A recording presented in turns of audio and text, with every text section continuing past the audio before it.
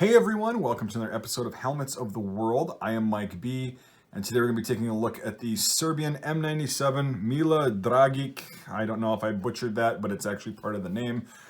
Kevlar helmet. So the story behind this guy is, in the 90s, there was a bunch of chaos and conflict going on in the Balkans. Therefore, the UN intervened, and a lot of NATO forces like the United States, France, Germany, and others, but particularly those three for this reason, had these style of Kevlar helmets on these peacekeeping missions.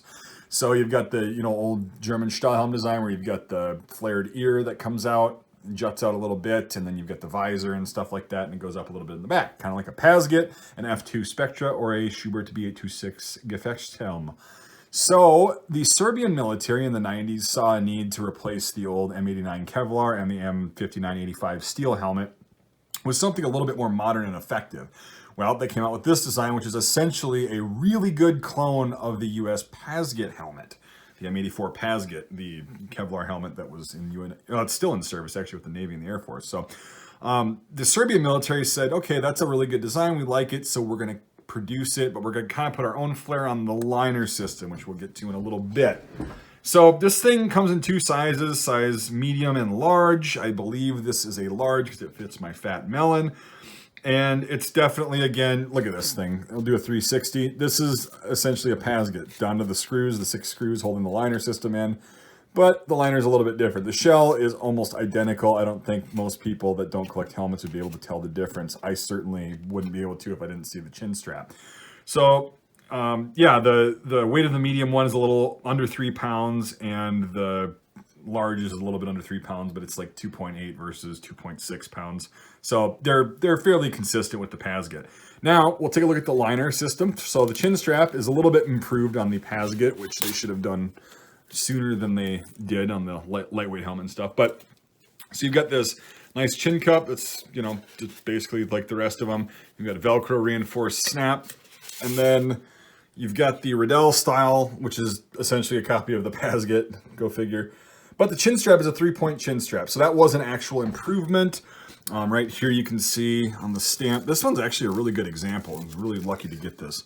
So this was made in 1999, 2 years after they were designed. I think these are still, besides like if they have an ACH style, these are still pretty much standard issue for the Serbian military or reserve troops.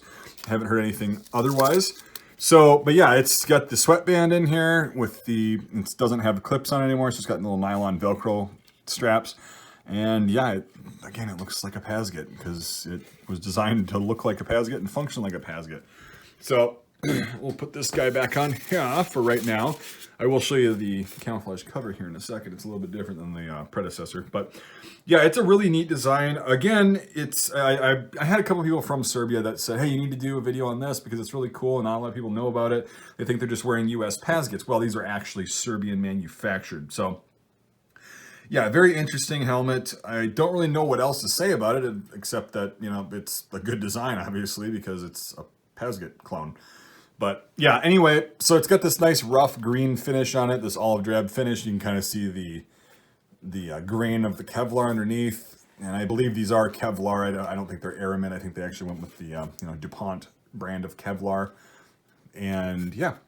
So anyway, I will show you what the cover looks like, and we'll wrap the video up. So this is the matching Woodland cover that comes with it. It differs because it's not a Serbian M89 or M93 camouflage pattern. It's the M95 or M97, something like that, camouflage pattern, which is more like US Woodland. So you can see that this, the other covers for the older M89 and M5985 helmets won't fit on here because of the drastic droop in the design. So yeah, these are actually unique to these Kevlar helmets. So just wanted to kind of show you that. See if you see one of these, that's what the cover looks like. That's how it's cut. You can see that. It's really weird looking, but it's got the typical kind of curvy Yugoslavian-esque cover. It's actually Serbian, I know. I understand the difference. So that's really all I've got. If you got any questions, I'll try to answer them. I'm not really an expert. I'm just some dude that's been obsessed with helmets and collecting them for 20 years. So I'll try to answer the question to the best of my ability. And if you're from Serbia and you enjoyed this video, or whoever was asking me, there were a few of you that were asking me to cover this helmet. I finally did it. It might have taken a long time, but Hey, I'll always eventually try to fulfill the needs and requests of my YouTube subscribers and viewers. Anyway, if you enjoyed this video and want to support my work and enable me to keep making really cool content like this, you could do so in a couple different ways. The first way is to become a Patreon supporter, the link to which is in the description. The other way is to become a channel member on YouTube by hitting the join button right below this video. Either method of support helps me out greatly and allows me to create content I wouldn't otherwise be able to afford to make, simply funding out of pocket. Ballistic tests, range videos, and other videos using historic artifacts in an educational manner cost a lot of money to produce, but with crowdfunding, it becomes possible to make very neat and educational content. $5 a month or more on either platform gets you access to my Discord server, which is very fun and interactive. And I have learned a lot on there from all my supporters, and there are quite a few of them on there. A lot of knowledge floating around there, so it's really a good time. If you can't support the channel financially, I totally get that. That's not a problem. You can still support my work by giving this video a thumbs up, subscribing if you haven't already, and the best way to support the channel is to share out this video and other videos if you think people would be able to benefit from it, learn from it, and find them interesting. Well, now that we've got that done, again, I appreciate you watching, and we'll see you on the next episode of Helmets of the World.